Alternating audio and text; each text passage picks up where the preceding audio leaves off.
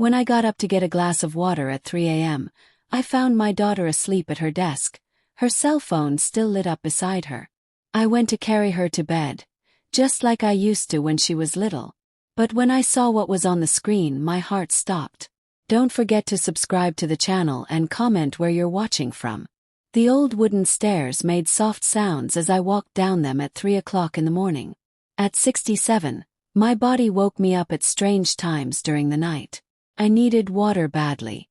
I knew every step in our big house even when it was dark outside. I could walk from my room to the kitchen without turning on any lights. 15 steps straight, turn right 8 more steps. But something felt wrong that night. I stopped walking. A bright green light was coming from under Rachel's bedroom door at the end of the hallway. My daughter had been living with me for 5 weeks now. She came back after she lost her job at the bank. She told me she needed time to rest and think about what to do next. 45 years old, she said she felt lost and scared about money. I knew that feeling very well. The light from her room made me feel worried. Rachel always went to bed early, even when she was a little girl. I stood there in my old robe, thinking hard. Should I check on her or leave her alone? The mother part of me wanted to make sure she was okay. That part always wins. I knocked quietly on her door. No answer. "Rachel," I said softly, opening the door slowly. "Sweetheart, are you awake?" The door opened and I saw my daughter sitting at her desk with her head down. Her face was resting on her arms. Her phone was next to her, still showing a bright screen. She had fallen asleep while looking at something on her phone. Her glasses were crooked on her nose. My heart felt warm and sad at the same time. She looked just like she did when she was 14, staying up too late doing homework and trying too hard to be perfect. I walked across the room without making much noise. I wanted to wake her up gently and help her get into bed. When I reached out to touch her arm, my eyes looked at the phone screen. Everything changed in that second. The messages were still open on her phone. The name at the top said D. I knew right away it was David, the man she used to date before she came to live with me. But the messages themselves made my blood feel like ice water. D. Did you take it to the bank yet? Rachel, going Monday morning. She won't know anything. D. You checked her bedroom. Rachel. Grandma keeps everything in that old blue box. I found her passwords written on paper inside it. D. And the jewelry too. Rachel. Everything valuable. Once I sell it all, we split the money just like we agreed. My hand started shaking as I reached for the phone. But I stopped myself before touching it. If I woke her up right now, if I said something about what I saw, she would know I read her private messages. Something told me I needed to understand everything before I let her know what I discovered. The old blue box. That was my special box where I kept important things. I kept it in my closet on the top shelf. Inside were my wedding rings from when my husband Robert was alive. There were also gold necklaces my mother gave me before she died. Bank passwords. What did she mean by bank passwords? I stepped back slowly and quietly. My heart was beating so hard and fast. Rachel didn't move at all. She kept sleeping. I closed her door very carefully and stood in the dark hallway. I didn't need water anymore. My mind was thinking about everything from the past. 5 weeks ago, Rachel showed up at my door with 2 suitcases. She was crying.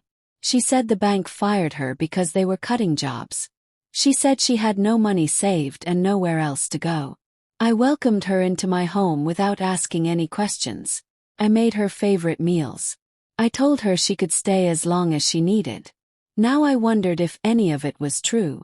I walked back to my bedroom, but I knew I couldn't sleep now. I sat on my bed and looked out the window into the darkness. This house had been my home for 40 years. Robert and I bought it together when we were young. We raised Rachel here. He died 6 years ago and left everything to me. The house, his savings account, all of his mother's jewelry. I thought I understood my life. As the sky started to get a little bit lighter, I remembered something strange. 3 weeks ago, I found Rachel in my bedroom when I came home from the grocery store. She said she was looking for a phone charger. But my bedroom has its own bathroom. Why would she need to be near my closet? I believed her story because she was my daughter. I always believed everything she told me. The smell of coffee woke me up around 7 o'clock in the morning. I didn't know I had fallen asleep. I got dressed quickly in my normal clothes, jeans and a soft shirt. I looked at myself in the bathroom mirror. The woman looking back at me had gray hair and tired eyes. I looked like a grandmother, like someone who wouldn't notice things. Maybe that was exactly what Rachel wanted. Rachel was in the kitchen making coffee for 2 cups. She smiled when she saw me. That smile looked so real and warm. "Good morning, Grandma. You're up early today." "I couldn't sleep well," I said, taking the coffee cup she gave me. "What about you?" "Oh, I slept so good last night." She laughed while putting sugar in her cup. "I don't even remember falling asleep at my desk. I must have been really tired." The lie came out of her mouth so easily and naturally. I kept my face calm and normal. I drank some coffee and talked about something else. "What are you doing today?" I asked. "Actually, I need to go into town for a few hours. Some things I need to take care of." She didn't look at my eyes. "I might be gone most of the day. Do you need help with anything?" "Oh no. Just boring adult stuff. You know how it is. Boring adult stuff." I heard those words before from someone else. After Rachel left in her car, I stood at the kitchen window. I watched her drive away down the long driveway. Dust went up into the air behind her car. Then I started moving fast. I went straight to my bedroom closet. The blue box sat on the top shelf exactly where I always kept it. I pulled it down carefully and opened the lid. Everything looked normal at first. My wedding rings were there. The gold chains were there. But then I noticed something. The small notebook where I wrote down important information was moved. I always kept it under the jewelry. Now it was on top. I opened the notebook with shaking hands. Inside were my bank account numbers, my passwords, and my social security number. Robert always told me not to write these things down. But I was scared I would forget them as I got older. Now Rachel had seen all of it. I sat down on my bed holding the notebook. My mind was going very fast. What was Rachel planning to do? Take money from my bank account? Sell my jewelry? Why did she need David to help her? I thought about David. Rachel dated him for 2 years. I met him a few times. He seemed nice, but something about him felt wrong to me. He talked about money too much. He always wanted to know how much things cost. Rachel broke up with him 8 months ago. At least that's what she told me. Maybe they never really broke up. Maybe this was their plan all along. I needed to check my bank account right away. I got my laptop from the desk in the living room. My hands were shaking so much I could barely type. I logged into my bank website. I looked at my checking account first. Everything seemed normal. Then I checked my savings account. My heart dropped into my stomach. 2 weeks ago, someone took out $8,000. The note said, "Wire transfer to R. Parker." That was Rachel's last name from when she was married. I never made that transfer. Rachel must have used my password and my information to steal my money. Felt sick. I kept looking through my account history. 3 weeks ago, another $5,000 disappeared. 4 weeks ago, $3,000 more. In 1 month, she had stolen $16,000 from me. I closed the laptop because I couldn't look anymore. The room started spinning around me. This wasn't just about money. This was my daughter. The baby I carried for 9 months. The little girl I rocked to sleep every night. The teenager I helped with homework. The young woman I danced with at her wedding. How could she do this to me? How could she steal from her own grandmother? I sat there for a long time, maybe an hour. Then I made a decision. I wouldn't say anything to Rachel yet. I needed to know everything she was planning first. I needed to be smart about this. I called my friend Patricia. She worked at the police station for 30 years before she stopped working. If anyone could help me, it was Patricia. The phone rang 3 times. "Hello." Her voice sounded cheerful and happy. "Patricia, it's Dorothy. I need your help with something." "What's wrong? You sound upset." I told her everything. The messages on Rachel's phone. The stolen money from my bank. The lies Rachel told me. When I finished talking, Patricia was quiet for a minute. "Oh, Dorothy. I'm so sorry. This is serious. What should I do? First, we need to protect your money. Call your bank right now. Tell them what happened. They can freeze your accounts so Rachel can't take any more. Second, we need evidence. Do you have any proof of what she's planning? Just what I saw on her phone. That's not enough. We need more. Can you get pictures of those messages? I don't think so. She keeps her phone with her all the time. Patricia thought for a moment. What about your house?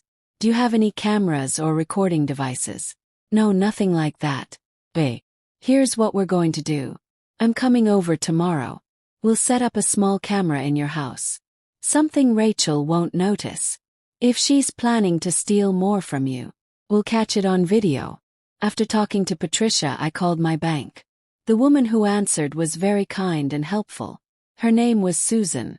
Mrs. Chen, I see those transfers you're talking about. They were all approved with your password and account number. I didn't approve them. My granddaughter stole my information. I'm so sorry this happened to you. I can freeze your accounts immediately so no one can take out any more money. Yes, please do that right away. Your accounts are frozen now. You'll need to come into the bank in person to set up new passwords and account numbers. Can you come today? I'll be there in 1 hour. Susan gave me the address and her desk number. I got dressed in nicer clothes and drove to the bank in town. The whole drive, my mind kept thinking about Rachel. When she was little, she was such a sweet girl. She shared her toys with other kids. She helped me bake cookies. She drew pictures for me and said I love you every night. What happened to that little girl? Where did she go? At the bank, Susan helped me with everything. We made new passwords that Rachel didn't know. We set up a new account that only I could access. Susan also gave me papers to fill out for reporting the stolen money. Mrs. Chen, you need to know something important. Since your granddaughter is family, the bank might not be able to get your money back. You might need to take her to court. Take my own granddaughter to court. The words sounded impossible. I know this is hard, but she committed a crime. She stole from you. If you want your money back, you might need to press charges. I took all the papers and left the bank. My head hurt. My heart hurt. Everything hurt. When I got back home, Rachel's car was already in the driveway. She came home early. I walked inside trying to look normal and calm. Grandma, where were you? Rachel asked. She was sitting on the couch looking at her phone. Just running some errands in town. What kind of errands? Her voice sounded suspicious. Just boring old lady stuff. I smiled at her. Shopping, paying bills. She stared at me for a few seconds. Then she smiled back. Bae, I made sandwiches for lunch. Want one? That would be nice, sweetie. We ate lunch together at the kitchen table. Rachel talked about a TV show she watched. She laughed at the funny parts. She seemed so normal, so innocent.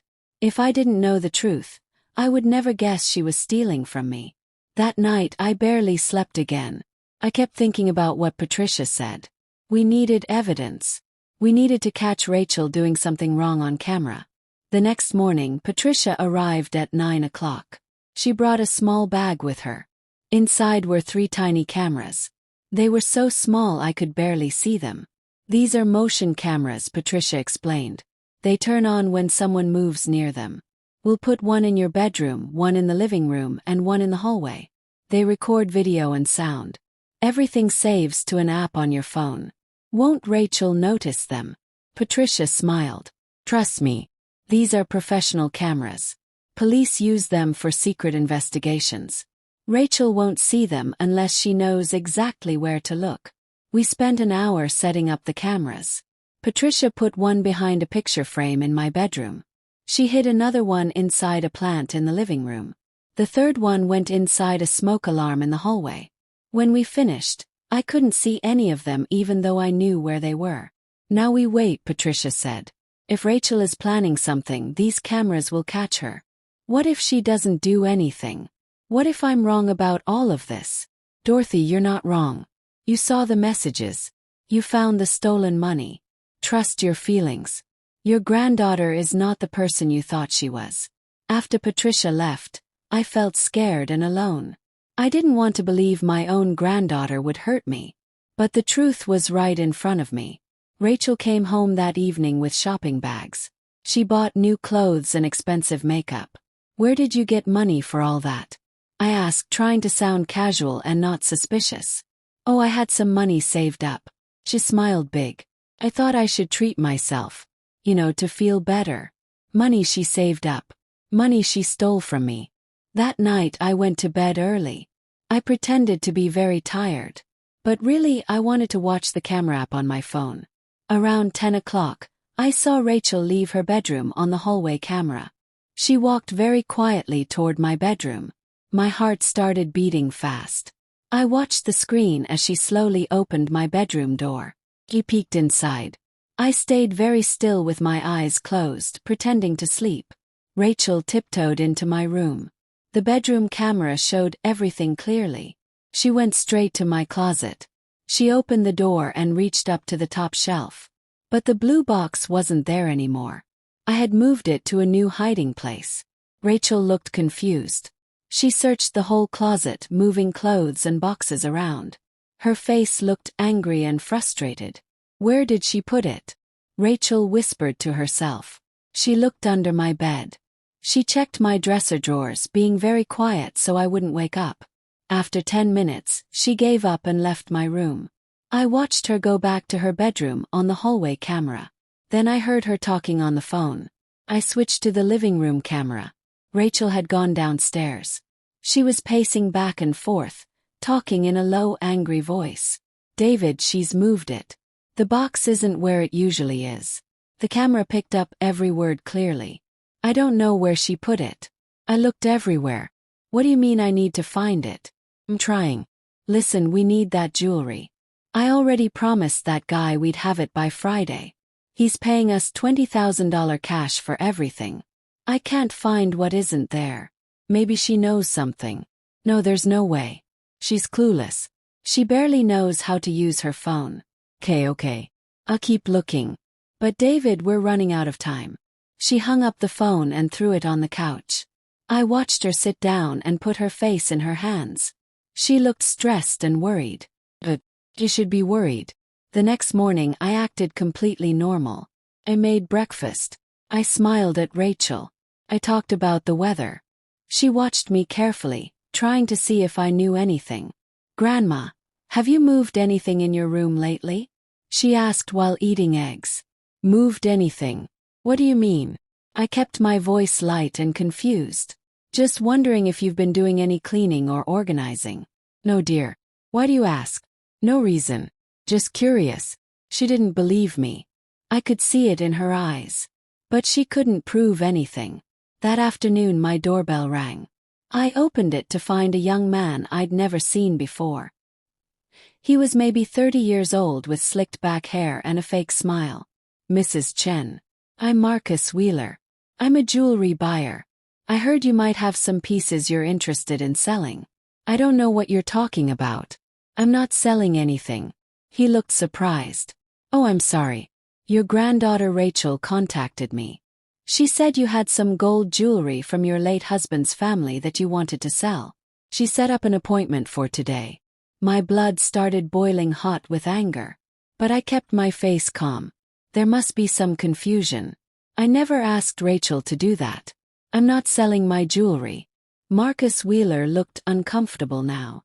"I apologize for the mix-up." He gave me his business card. "If you change your mind, please call me." After he left, I called Patricia immediately. She came over within 20 minutes. "Dorothy, this is good," Patricia said after I told her everything. "Rachel is moving forward with her plan. We have her on camera searching your room. We have her talking to David about selling your jewelry. And now we have proof she's contacting buyers." "Good. This is awful.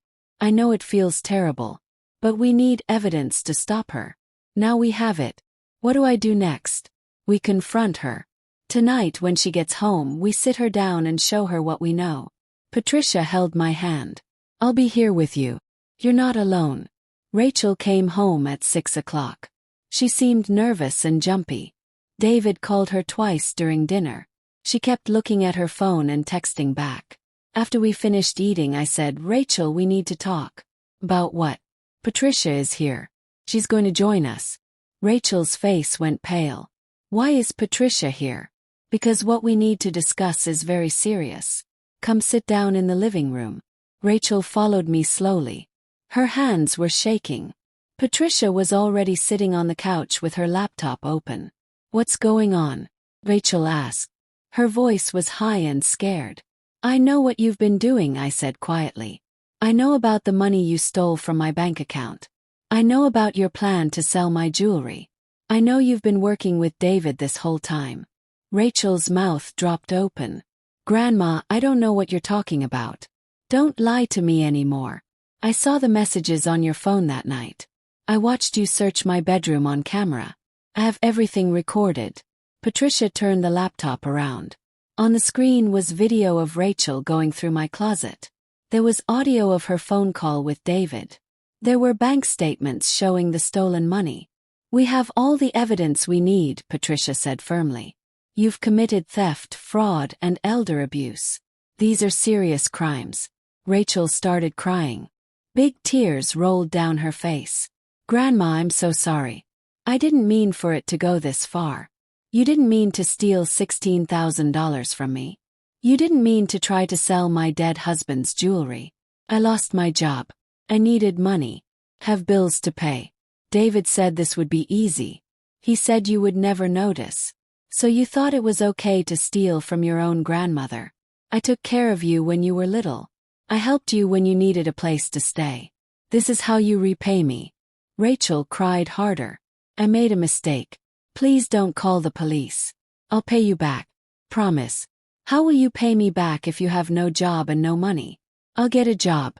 I'll work hard. Just please don't report me. Patricia looked at me. The decision had to be mine. I thought about everything. Part of me wanted to protect Rachel because she was my granddaughter. But another part of me knew she had crossed the line too far. She didn't steal because she was desperate. She stole because she was greedy and selfish. She had David helping her. She planned everything carefully. She lied to my face every single day. You have two choices, I said slowly. Choice 1, I call the police right now. You get arrested. You go to jail. You have a criminal record for the rest of your life. Rachel sobbed louder. Choice 2, you sign a legal paper saying you stole from me. You agree to pay back every penny, even if it takes years. You move out of my house tomorrow. And you never contact me again unless it's about paying back the money. Please, Grandma, don't make me leave. This is the consequence of your choices, Rachel. You made me not trust you. You broke our relationship. I can't have you in my life anymore. Patricia pulled out some papers she had brought with her. These are repayment agreement forms. If you sign them, you legally promise to pay Dorothy back.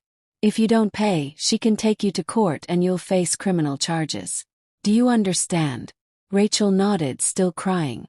She took the pen with a shaking hand and signed the papers. You need to be out by noon tomorrow, I said. Take your things and go. Where will I go? That's not my problem anymore. You should have thought about that before you stole from me. Rachel left the room sobbing. I heard her go upstairs to her bedroom. Patricia put her arm around my shoulders. You did the right thing, Dorothy. This was hard. But you protected yourself. That's what matters. No. But it still hurts so much. Course it hurts. She's your granddaughter.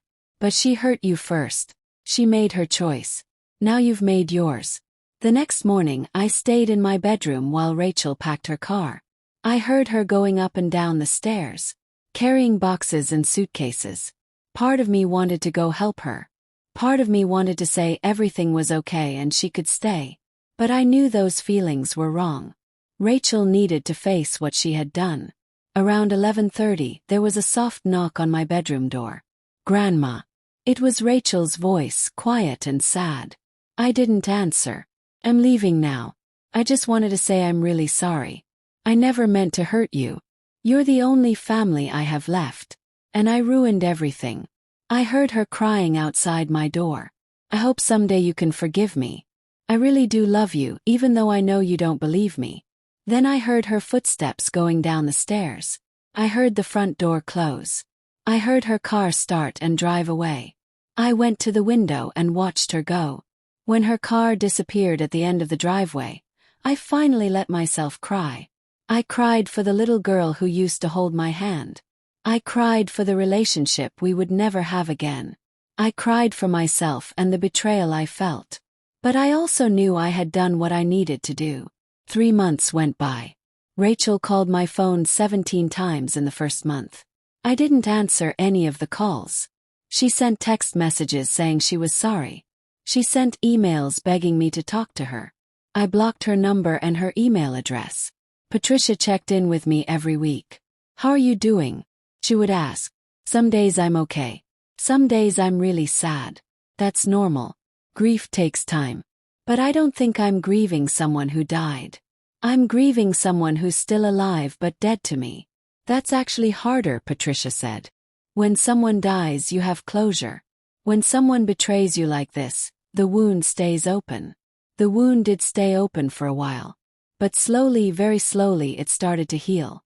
I joined a support group for grandparents dealing with difficult family situations. I met other people who had similar stories. Some had grandchildren who stole from them. Others had children who lied and manipulated them. We talked about our feelings. We supported each other. We learned that we weren't alone. I also started seeing a counselor named Dr. Martinez. She helped me understand that Rachel's choices were not my fault. "You were a good grandmother," Dr. Martinez told me. "You loved her, supported her, and trusted her. She took advantage of that trust. That's on her, not on you. But I keep wondering what I did wrong. Did I spoil her too much when she was little? Did I not teach her right from wrong? You can't control another person's choices. Rachel is a grown adult. She knew stealing was wrong. She did it anyway. That's her responsibility." 4 months after Rachel left, I got a letter in the mail. It was from David, Rachel's boyfriend. Inside was a check for $2,000 and a note. "Mrs. Chen, I know this doesn't make up for what happened. But I want to start paying back what we took from you. Rachel and I are no longer together. What we did was wrong. I'm trying to make it right. I'll send more money each month until the debt is paid. I'm truly sorry. David Parker." I stared at the check for a long time. Patricia came over and I showed her the letter. "What do you think?" I asked her. "I think David feels guilty." "That's good. Guilt means he knows he did something wrong." "Should I cash the check?" "Absolutely. It's your money. He owes it to you." So I cashed the check. And true to his word, David sent another check the next month for $2,000. And another one the month after that. After 6 months, he had paid back $12,000 of the $16,000 he and Rachel stole. Rachel, on the other hand, sent nothing. No money, no letters, no apology. She disappeared from my life completely. I heard through some friends in town that she moved to another state. Someone said she got a job waitressing at a restaurant. Someone else said she was living with a new boyfriend. I didn't try to find out more. I didn't want to know. A year passed since the day Rachel moved out. I was doing much better. The sadness wasn't as heavy anymore. I had my support group friends.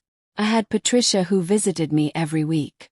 I had my counselor Dr. Martinez who helped me work through my feelings. I even started dating a nice man named Harold who I met at the senior center. Harold was a widower like me. He lost his wife 5 years ago to cancer. We started having coffee together once a week. Then it became twice a week. Then we started going to dinner and movies. Harold knew about what happened with Rachel. I told him the whole story on our 3rd date. "I understand if this changes how you feel about me," I said. "Having a granddaughter who stole from me." "It doesn't change anything," Harold said gently. "What Rachel did was her choice, not yours. You handled it with strength and grace. That tells me everything I need to know about who you are." One evening, Harold and I were having dinner at my house. We had just finished eating when my doorbell rang. I wasn't expecting anyone. I opened the door and froze. Rachel stood on my porch. She looked different, thinner, tired. Her hair was shorter. She had dark circles under her eyes. "Grandma," she said quietly, "please don't close the door. I need to talk to you." I stood there, unable to move or speak. Harold came up behind me. Is everything okay, Dorothy? This is my granddaughter Rachel. Harold understood immediately. Do you want me to stay or go? Please stay. Rachel looked at Harold, then back at me. Can I come in? Just for a few minutes. I stepped aside and let her in. We went to the living room. Harold sat next to me on the couch. Rachel sat in the chair across from us. Her hands were shaking. Why are you here? I asked. My voice came out cold and flat. I came to tell you something important. David has been sending you money. You know. He's paid back most of what you stole. Rachel nodded. I didn't know he was doing that until a few months ago. When I found out, I realized something. What? That I'm a coward. I let David take responsibility for what we both did. I let him pay back money that I helped steal. I ran away instead of facing what I did. She started crying quietly. I've been so ashamed, Grandma. Every day I wake up and remember what I did to you. How I hurt you. How I destroyed our relationship. I'm not here to ask for forgiveness. I know I don't deserve that. I just wanted to tell you that I'm sorry. Really, truly sorry. I got a second job working nights at a gas station. I've saved up $3,000. She pulled an envelope from her purse and put it on the coffee table. This is my first payment to you. I'll send more every month until I've paid back my half of what was stolen. Harold squeezed my hand gently. I picked up the envelope and looked inside. There was a check for $3,000. Why now? I asked. Why come here after a whole year? 'Cause I'm getting help. I started seeing a therapist. She's helping me understand why I made such terrible choices. I was jealous of you, Grandma.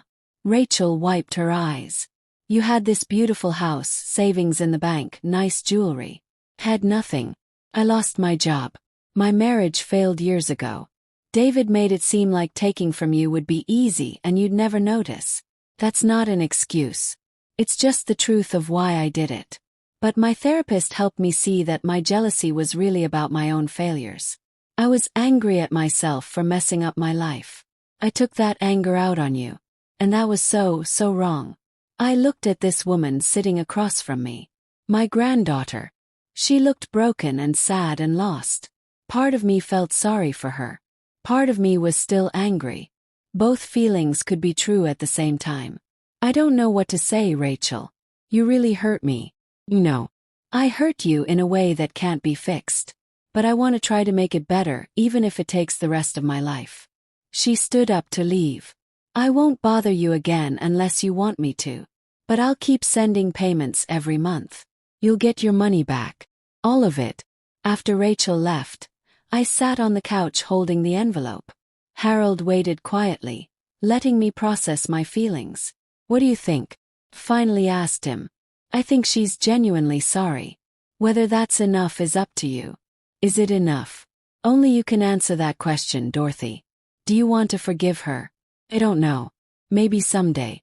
But not today. And that's okay. Healing takes time. Over the next few months, Rachel kept her promise. A check arrived every month, sometimes for $500, sometimes for $300, depending on what she could afford. She never called or came by. She just sent the money with a simple note. Another payment toward what I owe you. 6 months after Rachel's visit, all the money had been paid back. David sent his final payment of $2,000. Rachel sent her last payment of $1,000. I had every penny that was stolen from me. But I still felt empty inside. Harold noticed. Having the money back doesn't fix the broken relationship, does it? He asked. No, it doesn't. I thought it would make me feel better. But it just reminds me of everything that happened. Maybe you need closure in a different way. What do you mean? Maybe you need to talk to Rachel. Really talk to her. Tell her how you feel. See if there's any way to move forward. I don't think I can forgive her, Harold. I'm not saying you have to forgive her. But maybe you need to release the anger you're carrying. For your own peace of mind, not for hers. I thought about Harold's words for several days. Finally, I called the phone number on Rachel's last payment envelope. She answered on the second ring. Hello. Rachel, it's Grandma. Silence. Then Grandma. Hey, are you okay? Something wrong? I want to meet with you. Can you come to my house this Saturday? Course. What time? 2 o'clock. I'll be there. Saturday came. I was nervous all morning. Harold offered to come with me again, but I said I needed to do this alone. At exactly 2 o'clock, Rachel knocked on my door. I let her in and we sat at the kitchen table. Would you like some tea? Yes. That would be nice. I made 2 cups of chamomile tea. We sat across from each other, not talking for a minute. Rachel spoke first. Thank you for calling me. I've thought about you every single day. I called you because I need to say some things. And I need you to listen without interrupting. Babe. For a whole year I've been angry at you. So angry I could barely breathe sometimes. You betrayed me in the worst possible way. I trusted you completely and you took advantage of that trust. You stole from me. You lied to me. You made me doubt myself and feel foolish. Rachel's eyes filled with tears, but she stayed quiet. I kept thinking about what I did wrong as your grandmother. Did I spoil you? Did I not teach you good values? Did I fail you somehow? But my counselor helped me understand that your choices were yours alone. I didn't make you steal from me. You made that choice yourself. I know, Rachel whispered. And you've paid back all the money. That was the right thing to do. But money doesn't heal the hurt I feel inside. It doesn't rebuild the trust that was destroyed. Paused, gathering my thoughts. However, I can see that you're trying to change. You're getting help. You're taking responsibility. You came here and faced me even though it was hard. Those things mean something. Does that mean you forgive me? Rachel asked hopefully. Well, I don't forgive you. Not yet. Maybe not ever. Forgiveness isn't something you can force or rush. It has to happen naturally if it happens at all. Rachel nodded sadly. I understand. But I continued, I'm willing to try to move forward. Not back to how things were. That's impossible. But maybe we can build something new. Something different. A relationship based on honesty and boundaries. What would that look like? We would start small. Maybe a phone call once a month. Maybe coffee once every few months. We'll see how it goes. There are rules, though. What rules? You have to stay in therapy. You have to keep working on yourself. You have to be completely honest with me. No more lies, not even small ones. If you lie to me again, even once, we're done forever. Do you understand? Yes. Understand. And you have to accept that I might never fully trust you again. Our relationship will never be what it was before. I accept that. 'Kay then. We can try. Rachel started crying, really crying this time. Thank you, Grandma. Thank you for giving me a chance I don't deserve. We sat there for a long time, drinking our tea, not saying much. It wasn't comfortable or easy, but it was a start. Over the next year, Rachel and I slowly rebuilt a connection. We talked on the phone once a month like we agreed. She told me about her therapy sessions and what she was learning about herself. She got a better job at an office. She stopped seeing David completely. I told her about Harold and how our relationship was growing. I told her about my support group and my own therapy. After 6 months of phone calls, we met for coffee at a cafe in town. It was awkward at first. We didn't know what to talk about. But then Rachel asked me about my childhood and we ended up talking for 2 hours. She asked questions she had never asked before. She listened to my stories about growing up poor, about meeting her grandfather Robert, about the struggles we faced as a young family. I feel like I never really knew you, Rachel said. I only saw you as my grandmother who had a nice house and seemed to have everything together. I didn't see you as a real person with your own story. We all make that mistake with our family members. We see their roles, not their humanity. I want to know you better. The real you. Like that. Another 6 months passed. Rachel and I met for coffee every few weeks. Sometimes Harold came with me. Rachel seemed to like Harold. She told me I deserved to be happy.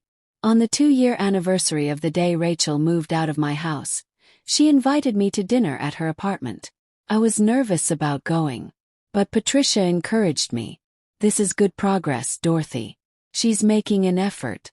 Harold drove me to Rachel's apartment.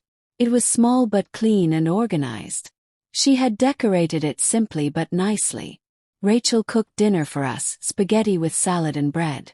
We sat at her little table and ate together. Felt almost normal. Almost like family. After dinner, Rachel brought out a photo album. I wanted to show you something. She opened it to the first page. Inside were pictures of me and Rachel from when she was a baby, a toddler, a young girl. Pictures I had given her years ago. I've been looking through these a lot lately, Rachel said. Remembering who I used to be. Who we used to be. She pointed to a picture of us at her 5th birthday party. I was smiling so big in every picture. I was so happy. You were always there for me. I turned the page and saw more pictures. Rachel's first day of school. Her high school graduation. Her wedding day. In every single picture I was there, smiling, supporting her. I threw all of that away, Rachel said quietly. All those years of love and support. I destroyed it for money. Why did you really do it? Yes. And don't just say you needed money. There's more to it than that.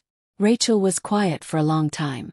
Finally she said, I was jealous of your stability. You and Grandpa Robert had this beautiful life together. You had this house, this community, each other. My life fell apart. My marriage failed. I couldn't keep a job. I felt like such a failure compared to you. When David suggested taking your money and jewelry, part of me wanted to punish you for having what I didn't. That's the ugly truth. I wanted to hurt you because I was hurting. Thank you for being honest. It wasn't your fault that my life fell apart. It wasn't fair for me to take my anger out on you. You're right. It wasn't fair. But I understand pain makes people do terrible things sometimes. I did a terrible thing. And I'll regret it for the rest of my life. We looked through the rest of the photo album together, remembering happier times. When Harold and I got ready to leave, Rachel walked us to the door. Grandma, she said, I know I say this every time I see you. But I'm really sorry. I know you are, Rachel. And I'm working on forgiving you. I really am. That's all I can ask for. Hugged her. It was the first time I had hugged her in 2 years. She hugged me back tight and I felt her shaking with quiet tears.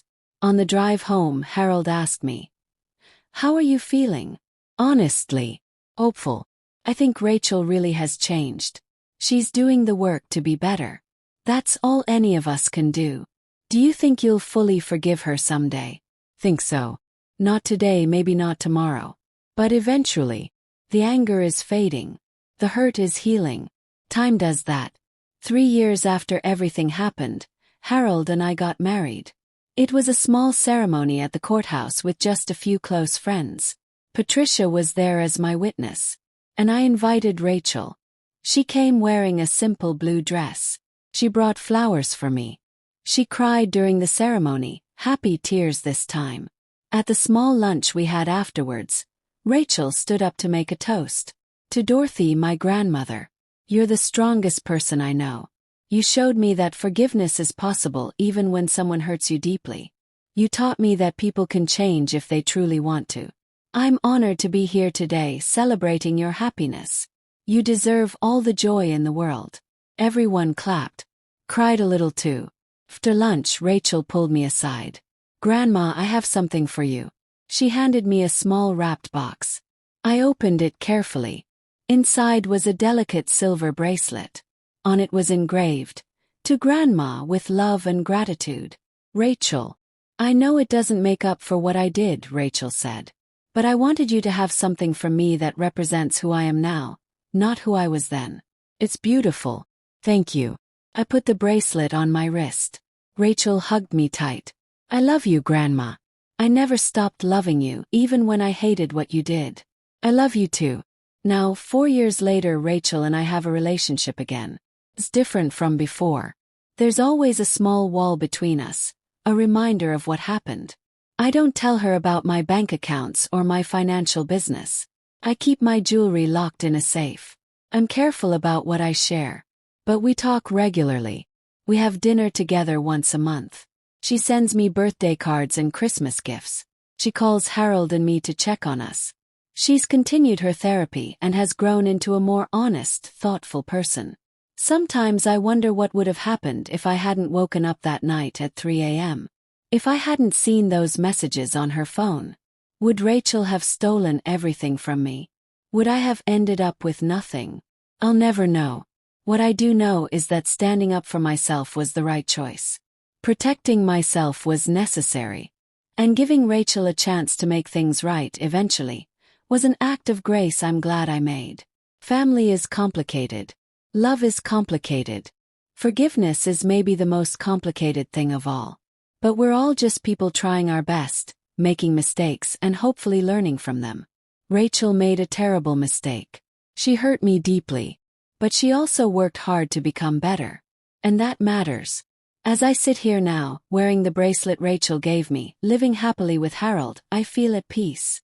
The pain from those dark days has faded into a distant memory. What remains is hope. Hope that people can change. Hope that broken relationships can heal, even if they never look the same. Hope that love, real love, can survive even the worst betrayals. Now tell me, what would you have done if you were in my place? Let me know in the comments. Thank you for watching, and don't forget to check out the video on your screen right now. I'm sure it will surprise you. Thank you all for watching this story. This story was written by me and narrated using female AI voiceover.